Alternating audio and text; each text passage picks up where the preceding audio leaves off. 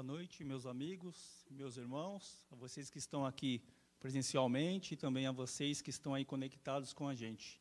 Desejo que nesse momento nós possamos ouvir a voz do Espírito Santo e possamos dedicar a Deus um culto de oração e de honra ao nome dEle. Eu quero presentear o nosso irmão ali que deu testemunho com um CD. Por favor, filho, leva lá para ele com um CD de louvor. Que o irmão continue sempre louvando ao nosso Senhor Deus. E como ele disse, em breve estará aqui conosco, fazendo parte desta grande família. Vai dar tudo certo, tenha confiança. Amém. Amém. Vamos lá então. Que bom que vocês vieram aqui, tá? Aceitaram o convite de Deus, do Espírito Santo, para juntos nós estudarmos a palavra de Deus. Eu queria nesse momento orar com vocês, aqueles que puderem, por favor, curva a sua fronte e vamos falar ao nosso Deus. Eterno Pai, grandioso Deus, neste momento a sua palavra vai ser aberta e o Espírito Santo irá disparar flechas de amor, que elas atinjam o nosso coração, que a sua misericórdia tome conta de nossa vida e que o Senhor remova os nossos pecados. Por favor, Santo Deus, nós oramos em nome de Jesus e agradecemos por tudo que tem feito por nós. Amém. Eu queria estudar com vocês um dos temas prediletos de Jesus Cristo, relatado no livro Parábolas de Jesus, na página 39. Ellen White diz assim, que o tema preferido por Jesus para pregar e ensinar era o amor paterno e a abundante graça do Pai. Poucas histórias do Velho Testamento, elas nos apresentam a graça de Deus de uma forma tão bela e linda, como nos faz, segundo Samuel, capítulo 9. Eu quero estudar com vocês de uma forma diferente. Nós vamos tentar entrar no relato bíblico, nós vamos tentar viajar no tempo e ir no ano 1010 a.C. e o ano 990 a.C. É uma história que envolve o rei Saul, envolve Davi, envolve Jonatas e um filho de Jonatas. Acompanhe comigo o texto, segundo Samuel, capítulo 9. Nós vamos trabalhar esse capítulo inteiro. Segundo Samuel, capítulo 9. Na minha versão, ela diz assim: Disse Davi: Resta ainda, porventura, alguém da casa de Saul, para que eu use de bondade para com ele, por amor de Jonatas? Nós precisamos entender o contexto de quando foi que Davi formulou essa pergunta. Davi estava dizendo para ele mesmo: será que ainda tem algum parente vivo de Jonatas, do rei Saul, pelo amor que eu tenho por Jonatas, pela nossa amizade, para que eu possa cuidar bem dessa pessoa? Bom, nós precisamos entender o contexto. Davi já havia se tornado o rei de Israel. Davi ele já havia vencido todos os inimigos. Davi ele estava num momento de paz e muita prosperidade no reino. É quando ele se lembra de duas promessas que ele havia feito. A primeira promessa ele fez a Jonatas e a segunda ele fez ao rei Saul, o pai de Jonatas. Na primeira promessa, Jonatas, ele diversas vezes havia livrado Davi das garras de seu pai. E ele, sabendo que um dia Davi iria se tornar rei de Israel, ele, com medo de que, devido a essas agressões injustas que ele vinha sofrendo da parte do pai dele, ele disse para Davi: Davi, quando você se tornar rei, faça um favor para mim, pelo amor que você tem por mim, prometa que você não vai matar os meus parentes. E Davi disse para ele: eu prometo que eu não irei matar os seus parentes. Mas por que você me pergunta isso? Porque era costume das nações ao redor de Israel, quando o novo rei assumia o reinado, matar todos os descendentes do antigo rei, para que não houvesse em algum momento um complô e tentasse novamente tomar o reino. Então, por isso o rei exterminava os parentes, principalmente os homens da família do rei anterior. Em 1 Samuel, capítulo 20, a partir do verso 14, nós temos o texto onde Jonatas pede a Davi que faça com ele esta aliança. 1 Samuel, capítulo 20, a partir do verso 14. E diz assim, Jonatas falando com Davi: Davi, se eu ainda estiver vivo, porventura você não usará comigo da bondade do Senhor para que eu não seja morto? Nem tampouco cortará jamais da minha casa a tua bondade. Nem ainda quando o Senhor desarraigar da terra todos os inimigos de Davi. Assim fez Jonatas aliança com Davi, dizendo: vingue o Senhor os inimigos de Davi. Aqui Jonatas ele sabia que a justiça de Deus cairia sobre o pai dele, devido à injusta agressão que o pai dele estava fazendo. E ele continua: Jonatas fez jurar a Davi de novo pelo amor que este lhe tinha, porque Jonatas o amava com todo o amor da sua alma. E o que fez Davi diante disso? Ele jurou para Jonatas que de maneira alguma ele iria perseguir, matá-lo ou matar a família dele. Já a segunda promessa é Saul, que suplica que Davi faça uma aliança com ele. Saul, ele perseguindo Davi, numa dessas ocasiões ele entrou numa caverna, e no fundo da caverna ele não sabia que se encontrava Davi e os homens de Davi. Ao entrar, os homens de Davi disseram para ele: esse não é o homem que está tentando te matar e nos matar? Aí Deus entregou ele agora nas suas mãos. Vai lá agora e acaba com a vida dele. Davi, tocado pelo Espírito Santo, repreende os homens dele e diz assim: eu tocar na vida do ungido do Senhor? Jamais. Davi ele disse isso por respeito a Deus, por respeito a Samuel, a que ele amava tanto, e a Saul, que ele também amava. Porque Davi era amigo, Saul não era. E ele disse: eu tocar no ungido do Senhor? Jamais. Só que silenciosamente ele chegou perto de Saul e cortou um pedaço do manto dele. O corte desse manto já representava Deus dando um aviso de que ele cairia, de que ele iria perder sim o reino dele. Então Saul termina de fazer as suas necessidades e sai da caverna. A uma distância segura, Davi vai atrás dele e grita: ei, rei Saul, por que é que você está me perseguindo? Eu não quero o seu mal, pare de me perseguir. Eu sou um homem que não passo de um cachorro morto, eu não tenho nenhum valor. O que estão falando a seu respeito, que eu quero tomar o seu reino, isso é mentira. Eu não quero tomar o seu reino. E tem mais, olha aqui o que eu tenho em minhas mãos. E ele mostra um pedaço da capa. e disse: se eu quisesse te matar, você já estaria morto. O rei Saul, quando vê aquela cena e vê um pedaço da capa dele nas mãos de Davi, começa a chorar. E esse homem diz: Davi, eu percebo que você verdadeiramente é um homem mais justo do que eu, mas faça comigo uma aliança. E essa aliança ela está relatada em 1 Samuel, no capítulo 24, a partir do verso 20. 1 Samuel 24, a partir do verso 20. E ela diz assim, o rei Saul dizendo para Davi: agora, pois, eu tenho certeza de que você será rei, e o reino de Israel vai ser firme na tua mão. Portanto, jura-me pelo Senhor, que não eliminarás a minha descendência, e nem desfarás o meu nome da casa de meu pai. Você percebe que é a mesma promessa que Jonatas havia pedido? Não mate os meus descendentes, não mate os meus filhos. Então jurou Davi a Saul, e este se foi para sua casa. Porém, Davi e os seus homens subiram para um lugar seguro. Davi ele desejava muito viver em paz com Saul, mas não confiava mais nele. Porque posteriormente, novamente, Saul saiu à captura de Davi tentando matá-lo. Davi achava que ele certamente seria morto, havia perdido um pouco a fé e foi se unir com os filisteus. Foi se unir com os inimigos de Israel. Deus teve que entrar com a misericórdia dele, porque certamente Davi e todos os seus homens seriam mortos pelos filisteus. Deus tocou o coração dos filisteus e eles pouparam a vida de Davi. Pois Davi, ele desejava demais viver em paz com Saul. Saul estava colocando a própria vontade dele no lugar da vontade de Deus.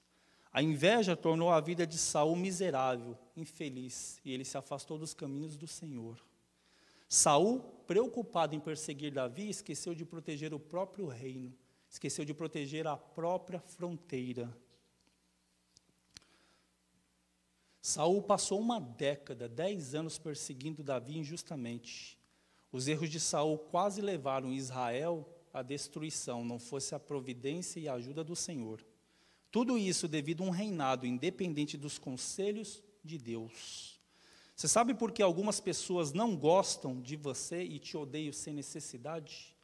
É porque os demônios que acompanham ela detestam os anjos que estão acampados ao seu redor. Amém?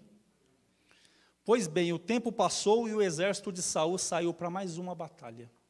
O exército de Saul estava perdendo essa batalha. Nessa batalha morreram os filhos de Saul. Jonatas foi morto. Saul também foi ferido e ele viu que não ia mais poder conseguir lutar. Saul, vendo que ele estava ferido e que ele certamente seria capturado, torturado e morto pelos filisteus, disse ao escudeiro dele: vem aqui você e me mate, pois eu prefiro ser morto pela sua espada do que ser morto pela mão dos filisteus. O escudeiro dele disse: eu tocar em você e tirar sua vida? Jamais, eu estou aqui para te proteger. O escudeiro, vendo que também seria morto, torturado, o que ele fez? Se matou. Saul, não tendo nenhuma outra opção, fez a mesma coisa, se matou. E nessa batalha morreu os filhos de Saul, morreu Saul, o exército estava perdendo a batalha, sendo dizimada, a casa real estava morta. E alguém correu lá para Jezreel, lá na casa real, e foi dar a notícia. E a notícia chegou mais ou menos assim: o exército de Israel perdeu a batalha, os filisteus estão vindo para cá, salve-se quem puder. E nessa hora, a babá do filho de Jonatas, o nome desse garoto era Mefibosete, ele tinha 5 anos.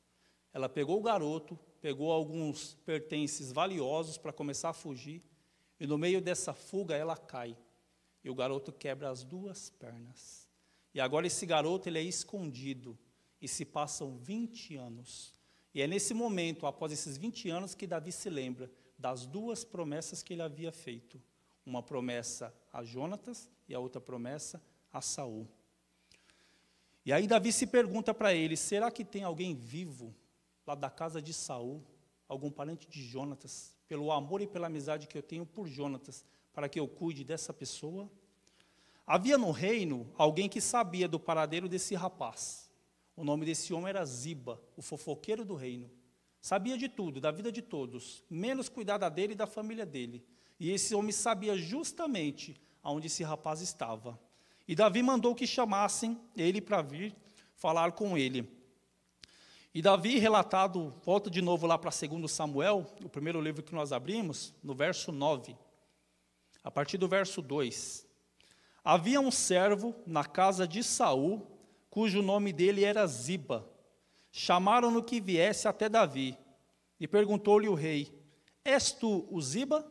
Ele respondeu: Sou eu mesmo, teu servo. Disse-lhe o rei: Não há ainda alguém da casa de Saul para que use de bondade para com ele, por amor de Jonatas? Então Ziba respondeu ao rei: Ainda há um filho de Jonatas, aleijado de ambos os pés. Você consegue perceber aqui o preconceito desse homem chamado Ziba ao chamar o rapaz de aleijado? Ele mais ou menos está dizendo assim: tem sim, rei Davi, um homem, mas acontece que ele é aleijado, ele não combina com o piso do palácio, ele não combina com a mobília, ele não combina com os utensílios, porque é um aleijado. O rei Davi, sem se importar com o tamanho, grosseria e preconceito, diz assim: e aonde é que ele está? Em 2 Samuel 9, a partir do verso 4, a gente continua. Ziba respondeu: ele está lá na casa de Maquir, filho de Amiel, lá em Lodebar. Ele sabia justamente onde o rapaz estava e na casa de quem estava. Então Davi mandou trazê-lo lá de Lodebar. Lodebar era uma terra seca, uma terra sem pastos. Em Lodebar não se produzia nada.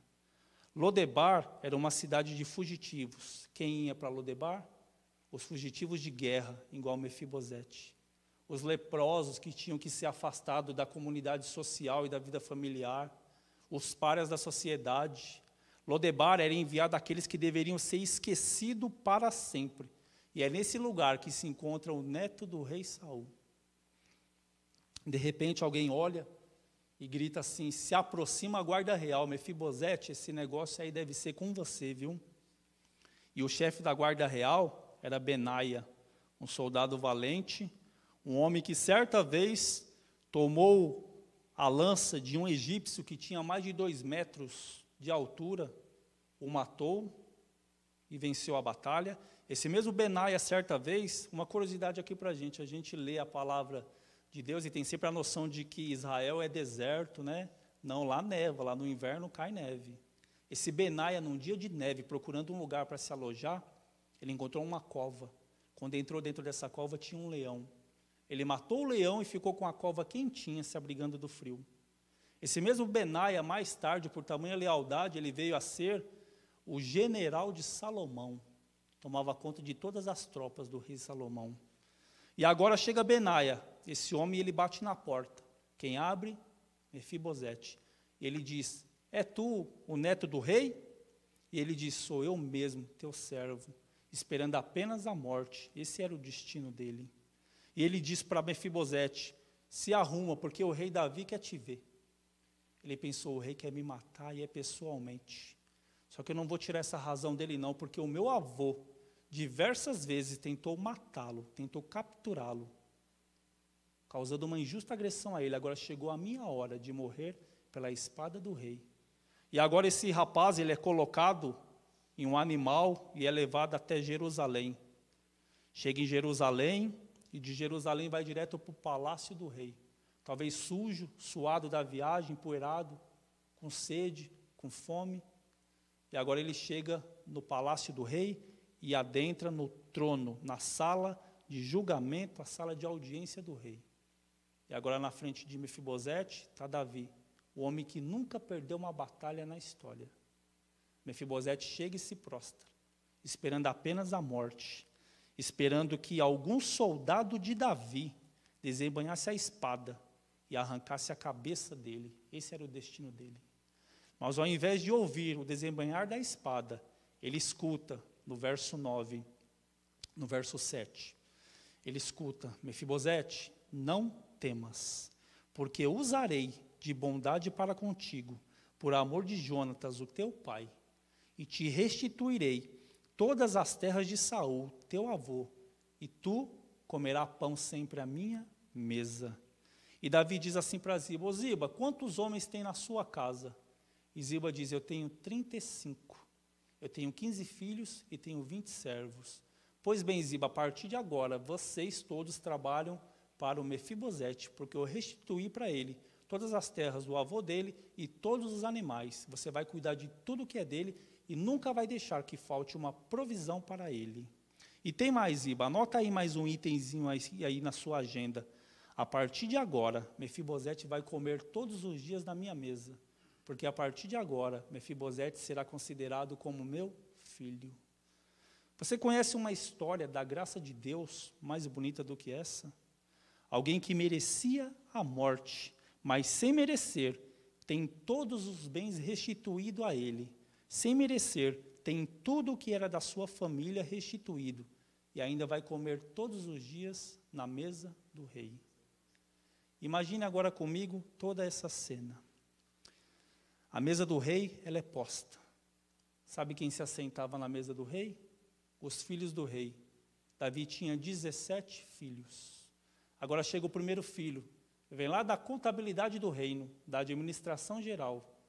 A Bíblia relata que ele era o homem mais sábio. Jamais existiu e jamais existirá um homem tão sábio quanto ele. Ele chega e se assenta. O nome dele? Salomão. Agora vem um outro filho, o Mister Universo do reino. A Bíblia relata que ele era lindo, o homem mais lindo de Israel. Da planta do pé dele até os cabelos da cabeça. Não tinha homem igual. Um homem lindo, porém um caráter fraco. Absalão. Além dos filhos do rei, também se assentava na mesa dele os valentes do rei. Davi tinha 37. A Bíblia relata cada um deles pelo nome. Agora chega o primeiro valente. Sabe a história desse homem? Certa vez ele estava guerreando e se viu sozinho no meio da batalha. Orou a Deus e falou: eu irei continuar lutando pelo Senhor e por Davi. E sozinho esse homem derrotou 800 soldados. Quando chegou o final da tarde e precisava parar a batalha, a espada estava cravada na mão dele, a mão não se abria. Tamanha lealdade que esse homem tinha com Deus e com Davi. Agora chega mais 3 valentes do rei. A história deles, certa vez, eles escutaram Davi dizendo assim: eu estou com uma vontade de beber água, mas é aquela água do poço lá de Belém. Eu penso comigo que Davi estava sentindo saudades da casa do pai, lembranças de Belém. E esses homens escutam e dizem assim: vocês ouviram o que o rei falou? Ele está querendo beber água lá de Belém. E aí, vamos lá buscar? Aí um deles disse assim: você está maluco? Esqueceu que todos os filisteus estão acampados lá perto? Vamos não. E o terceiro disse: e daí? Vamos lá buscar água para o rei, ele não quer água? Esses 3 valentes foram, sem Davi saber de nada. Atravessaram o acampamento filisteu, mataram quem preciso foi, e voltaram com a água. Davi, suspeitando daquela cena, quando chegou, disse para eles: que água é essa aí que está na mão de vocês? E ele: é água lá do poço de Belém, a gente foi buscar. Davi: como assim? Está cheio de filisteu acampado lá? A gente foi lá, está cheio de filisteu, sim, isso é verdade. Quem deixou, está vivo. Quem não deixou, está lá morto e estirado. Mas a sua água está aqui, Davi. Davi disse: eu beber essa água que vocês trouxeram?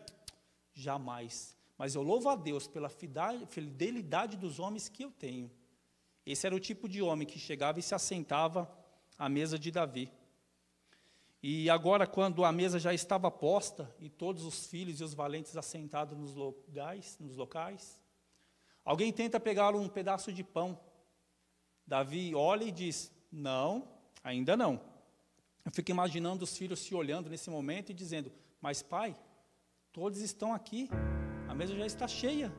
E Davi: não, falta um, falta Mefibosete. E nesse momento, quando Davi diz: falta um, falta Mefibosete, no palácio real se escuta sons de uma muleta que se aproxima. Ele vem vindo, é Mefibosete. Ele chega com muita dificuldade, olha para Davi e diz: pai, desculpe o atraso. Davi sorri para ele e diz: meu filho, nós não teríamos começado isso aqui sem você. Você conhece uma história da graça de Deus mais bonita do que essa? Ele merecia a morte, mas sem merecer, agora faz parte da família do rei, se assenta e come na mesa do rei. E quando Davi olha para Mefibosete assentado à mesa, na mesa do pai, cobre todos os defeitos. Na mesa, ele não é mais um aleijado. Na mesa, ele é um filho. Você conhece uma história da graça mais bonita do que essa? Quando nos assentamos à mesa, a mesa do pai cobre todos os nossos defeitos. Nós não somos mais fugitivos e nem peregrinos. Nós somos filhos. Porque a graça de Deus, ela nos alcança, ela nos perdoa e transforma. Nesse momento nós vamos ter mais uma música, um hino final, que nesse momento nós possamos nos reconsagrar a Deus e saber que nós estamos perdoados, porque a graça de Deus, ela nos alcança, nos restaura e perdoa.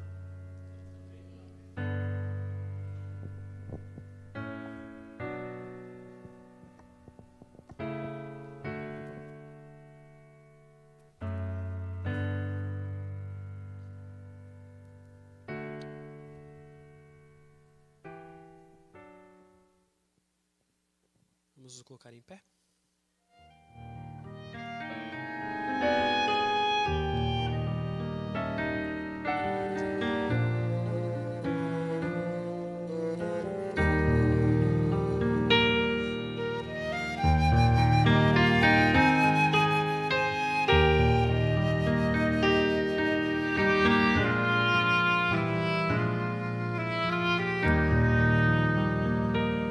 Conforme a tua infinita graça, ó Pai, perdoa a minha transgressão, faz-me sentir o teu amor infindo, dá-me alegria em tua salvação. Mais uma vez eu sinto meu pecado, que é contra ti, ó Pai de amor. Concede, ó Deus, a mim misericórdia, entoarei a ti o meu louvor. Meu coração entrego a ti contrito, perdão imploro, meu Senhor e Rei. Conforme a tua infinita graça, misericórdia assim alcançarei. Mais uma vez eu sinto meu pecado, que é contra ti, ó Pai de amor. Concede, ó Deus, a mim misericórdia, entoarei a ti o meu louvor.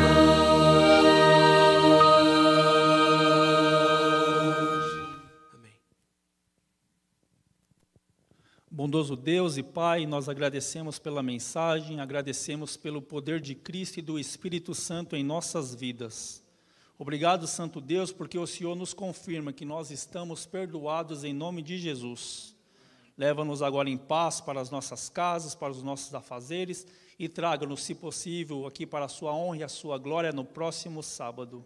Por favor, eterno Deus, esteja conosco, com as nossas famílias, nossos parentes, nossos amigos, com a tua igreja. Nós oramos ao Senhor em nome de Jesus e agradecemos. Amém.